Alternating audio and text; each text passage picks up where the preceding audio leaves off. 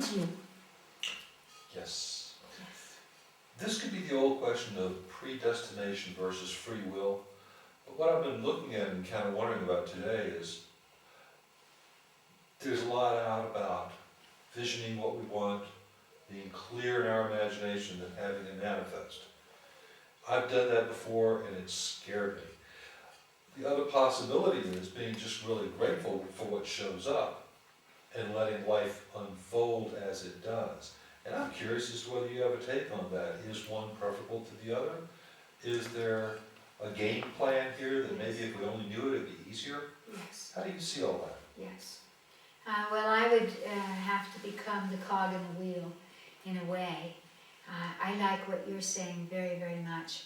The difficulty with the manifestation part is because we don't see the purpose of our lives in terms of the hologram, our many incarnations, or our psychogenetics from our great-great-grandparents. We don't really see the purpose of manifesting something. So we think, this is what I need to manifest. And usually when people talk about that, they're talking about things they want.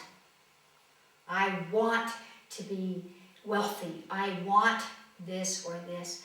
And in wanting, there is an abyss between what we want and the graciousness and the recognition for all that we have, which is what you're talking about. So whenever we move away from using what we have, we don't have a lot of strength or energy to manifest what we want. So there's a difficulty there. And nothing happens to us. Using what we have. Yes. Say a little more about that. Yeah, That's what pretty we interesting. have could be what we need. And that's that old song, you may not always get what you want, but you get what you need. Yes. That when we assimilate what we have, we use that energy, and that becomes the base that allows the pulsation to go on so that we have more power to attract the next thing to us, the next possibility. We have to massage, we have to acknowledge and recognize what we have. And it's all a matter of consciousness, which is what people are talking about today. If you focus, if you envision, that's a way of using your consciousness. But we never turn our consciousness on what we have. What is it that you have? Are you loved? Do you share your life with someone, even with a pet or a beautiful plant? And how do you orchestrate what's in your life right now? Because if you're saying, I need a bigger home, my home is too small, well, you can't really get the bigger home because you have wasted the smaller one. What's the gift of a smaller home? It pushes you out from it. It's hard to hide in a small home. It's easy to hide in a big home. And so when your consciousness can see around the circle, and it can really use your meditative or your contemplative intelligence of your emotional body, the intelligence of your heart, to see the purpose in what you have, then it opens the space without struggle to attract the next octave. In other words, we don't learn above the rope. We don't learn out here if we haven't finished this lesson. You can't do geometry if you can't add, or if you can't see space, spatial relationships. And so that's one of the problems with that kind of a concept. Now, the second aspect of that is that you're bringing up something that I think is very common. In our conscious mind, we say, I want the new car, I want to live without struggle. Maybe it's even more lofty. You know, it's not just the car, the house, the money. Maybe it's, I want to be peaceful. But again, if we are afraid somewhere, either consciously or unconsciously, that if we manifest that, it means something about us, then we will sabotage ourselves. We will block it. We will not allow it to happen. Perhaps we have an imbalance in our physical body. We don't let go of it because we're punishing ourselves with it. It isn't that we couldn't heal ourselves. We can. There is nothing going on in anybody's body, nothing that cannot be changed through orchestration within the body. But we don't do that because it has a purpose. And the purpose it has isn't to our highest good. It's a purpose that says, I deserve to be punished because somewhere in my either psychogenetic imprint, something I took, some guilt I took from my father, perhaps, or something I did in another lifetime, so I deserve to hurt. We don't know that we're thinking those things, but we are. And so we cannot change them. We will not change them. Therefore, when we want to use the laws of energy that have to do with manifestation, we have to have gone in deep enough to truly balance purpose with manifestation, with potential, purpose and potential. They have to be orchestrated within a clarity of consciousness. That is what changes our reality. So we have to be willing to pull away the veil. When people say, I manifested, I meditated on something, I focused on something, and then it happened, and that scared me. Right away I would say, so you're afraid of your power. So now it's time for you to begin looking at your life, at all the memories. This is what we do on our first day of sessions here, which we call the Emotional Body Balancing Day.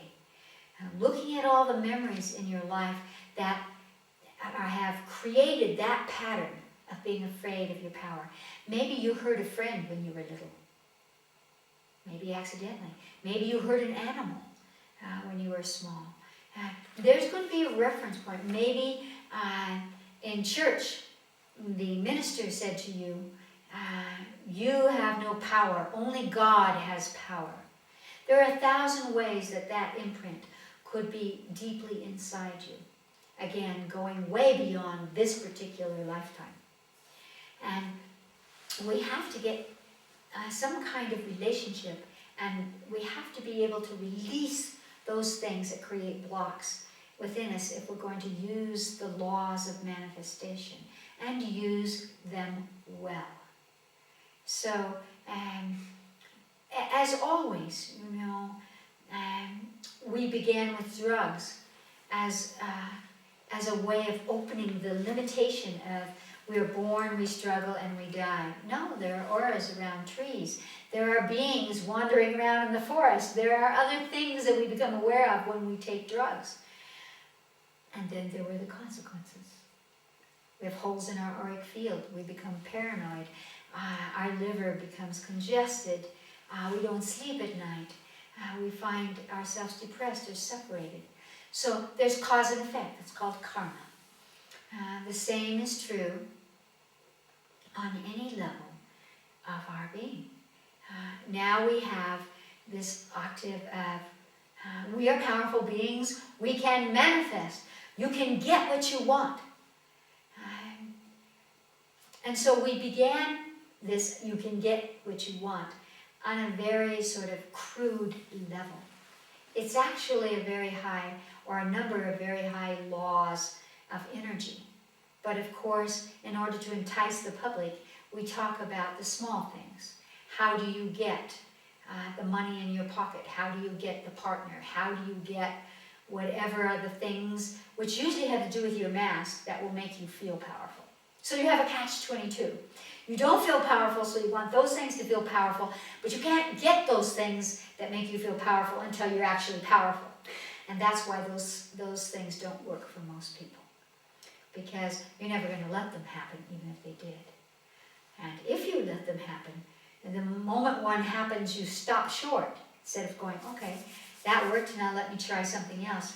And eventually what will happen is that you will start to wield the power in a way that is humane, in a way that belongs to your soul. And that's why the people who have put forth this whole concept of you can get whatever you want are beginning now to refine that and say, well, it's not really about the car, it's not really about the money, it's about something more subtle or more powerful, because we need to get to that level. Some people say, well, that's a terrible misuse, and it just brings people down to focus them on the material world. I would smile, a great smile, and say, it's all right. We have infinite lifetimes. We've already been enlightened. we pick up the threads of materiality, of third dimension, and we move them back and forth. It's all right.